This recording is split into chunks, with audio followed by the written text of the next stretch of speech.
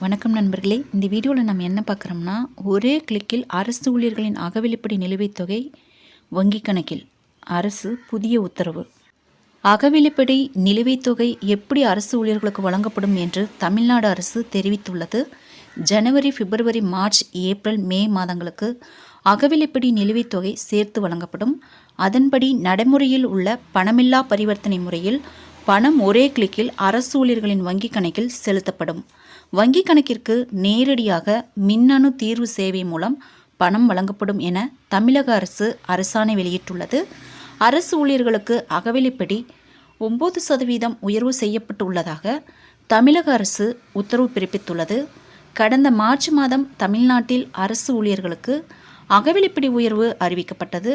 அரசு அலுவலர்கள், ஆசிரியர்களுக்கு தற்போது வழங்கப்படும் அகவிலைப்படியை 48% இருந்து 50% உயர்த்தி வழங்க முதலமைச்சர் மு.க. ஸ்டாலின் உத்தரவு பிறப்பிக்கப்பட்டது. இந்த அகவிலைப்படி உயர்வு கடந்த ஜனவரி 1ஆம் தேதி முதல் கணக்கிட்டு வழங்கப்படும் என முதல்வர் ஸ்டாலின் அறிவுறுத்தினார்.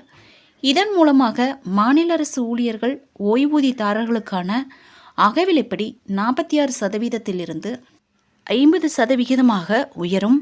இந்த அறிவிப்பால் மாநில அரசுக்கு 2846 கோடி செலவு ஏற்படும். இதன் மூலம் சுமார் 16 லட்சம் அரசு ஊழியர்கள் பயன்பெற உள்ளனர்.